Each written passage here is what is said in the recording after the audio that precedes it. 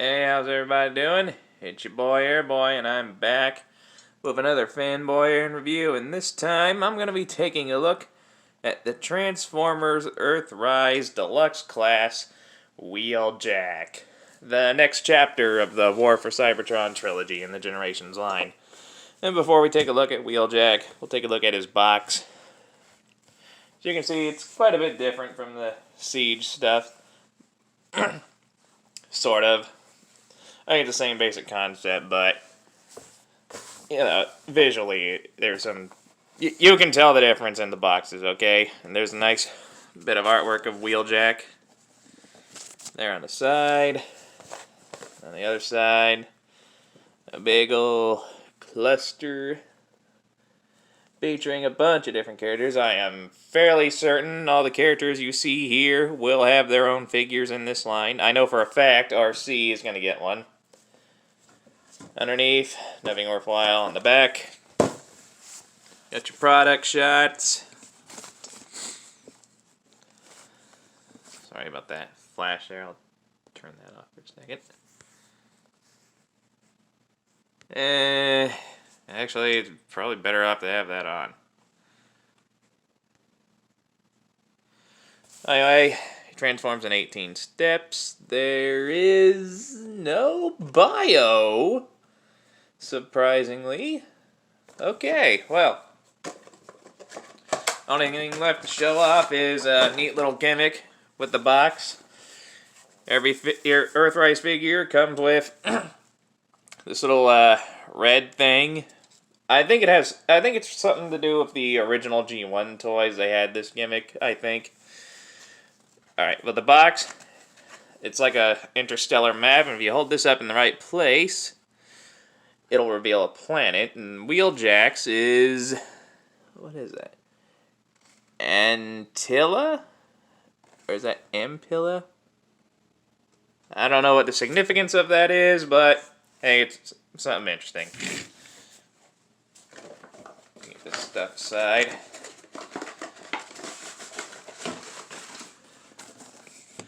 And here we have WheelJack, and he is a white and green and red.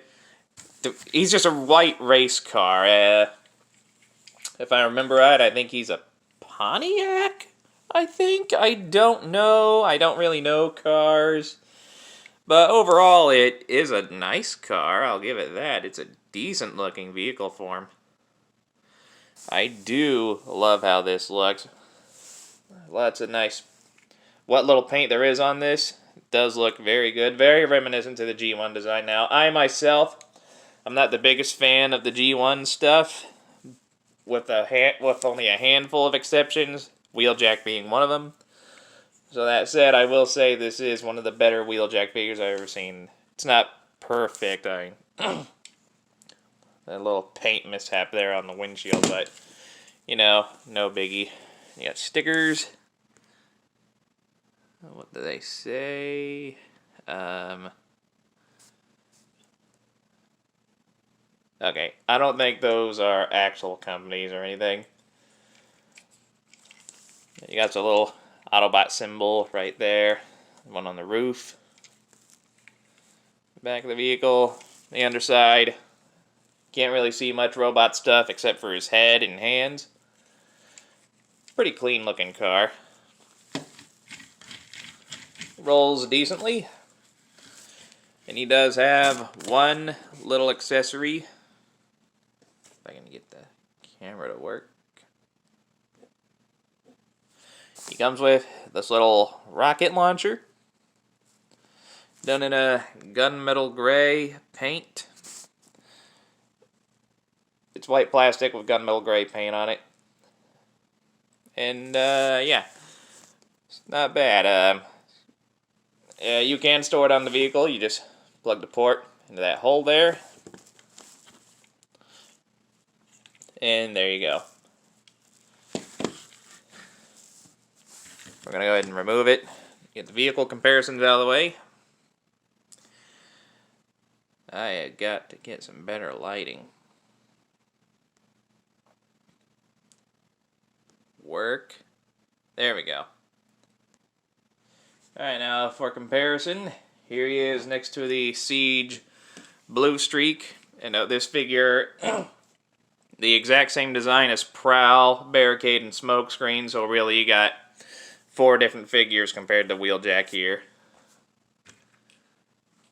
So, you know, I better... As you can see, yeah, he's more or less the same size. WheelJack is a little wider. Here he is next to Siege Red Alert, which is the same design used for Sideswipe, so 2 different comparisons here, technically. They both got about the same amount of girth. Here just so you know, he compares to a Decepticon. Here he is next to Shockwave, a Leader Class Shockwave. See, he's a bit smaller than a spaceship. And here he is with the only other EarthRise figure I have at the moment, Leader Class Optimus Prime. And I will be reviewing this guy sooner or later, probably right after this review. And, unfortunately, he does not fit inside the trailer. I mean, yeah, that's not going to work. And we'll get more into that when we get into this guy's review, but let's finish WheelJack, shall we? Go into the transformation. What we want to do is we want to come over here, separate the arms from the side, like so, and bring them up. Bring them. Hold on. I haven't transformed this guy too much since I got him. We don't have to do this part now, but I guess we can just go ahead and rotate these. Then what do we want to do? Pull this apart. Lift the feet up. Yeah, give me a second. Alright, I figured out what you want to do is you want to rotate this part. Then you want to come up here and separate the shoulders from the top there. Take the head, flip it up. You take this part, pop it loose, click it into place. Rotate the arms, rotate the hands. You come down here, pull that out, flip that down, bring it up. It's on a double hinge in there. Click it into place. Same on the other side. Pull this out, flip that down. Oop, do not pull it off. Do as I say, not as I do. Get on there. Okay. Rotate that down. Bring it up. Then when you come to his feet, flip them up. Tilt them a bit to pop them loose. And I think we got it. Yep. Here we go, here we go. We got WheelJack. Oh, hold on, I mistransformed the head a little bit. Pull the chest back out. Oh, there. Yeah, I was supposed to click it into place. There we go. And here we have WheelJack in his robot mode. As you can see, he looks very reminiscent to his G1 self. And again, like I said, I'm not the biggest fan of the G1 designs, but WheelJack is among the few that I actually do like. This is easily the best WheelJack figure we've gotten in a very, very long time. The last one that was any decent was the old Generations one from like 2009, I believe, or was it 2010? I don't know. And after that, we had one from the Combiner Wars line, which really wasn't that great. So I'm really thankful that we finally got a good, proper G1 style WheelJack. And of course, we can give him his little accessory here. Now, you got a couple options. You can plug it into his hand as a handheld weapon. There's also ports on the side of his arms here. You can have it a wrist-mounted weapon. But I think traditionally, correct me if I'm wrong, traditionally, this is on his shoulder. Now I'm hoping some third-party company, maybe Matrix Workshop, or better yet, DNA Designs, will make some kind of third-party accessories kit for this guy, because WheelJack is the brains of the Autobots. He's the gadget engineer and technician. He should have, like, tools and stuff. So hopefully some third-party company will throw something together for him. Alright, now, articulation. I'm happy to say this guy is very well articulated. Very few poses you can't get out of him. The head is on a ball joint. You can only look up about that far. You can look down that far. You can rotate the head all the way around. Of course, if you have the rocket launcher on the shoulder, it might get in the way a bit. These little panels here can rotate however you want them to. They're supposed to be like that, though. The shoulders can go up and down a little bit. You can rotate. You can move out that far. There is bicep rotation. And 90-degree bend at the elbow. You do have wrist rotation. You do have waist rotation. Legs can go up about that high. They can go back about that far. You can do the full splits. You have a little over 90-degree bend there at the knee. And the feet can move up, down, and you got a decent tilt.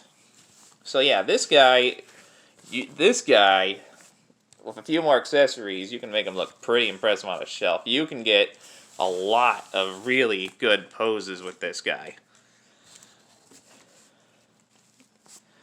And being a guy who displays his figures on a shelf, posing is everything for me. So this guy was an instant win.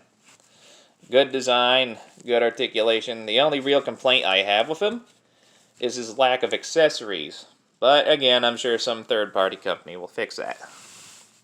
Alright, let's wrap this up. We got robot mode comparisons. Here he is, next to Siege Blue Streak. Again, design-wise, it would also be Prowl, Barricade, and Smoke Screen, so you really got 4 comparisons here. See how they look together. Here he is with Siege Red Alert. Again, same design as Sideswipe, so really, if you need to know how he looks with Sideswipe 2, there you go. Just for a Decepticon comparison, here he is next to the Siege Leader Class Shockwave. I chose not to put all of his armor stuff on, just to maintain the G1 aesthetic. Also, my Shockwave is all decked out in repro labels. I'm going to move my camera a little bit.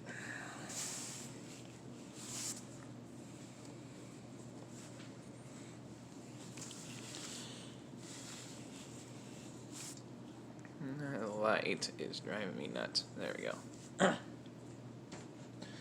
And last but not least, here he is with the only other EarthRise figure I have at the moment. The Leader Class Optimus Prime. And again, I will be getting to that one soon enough. Don't you worry. Prime will have his moment in the spotlight.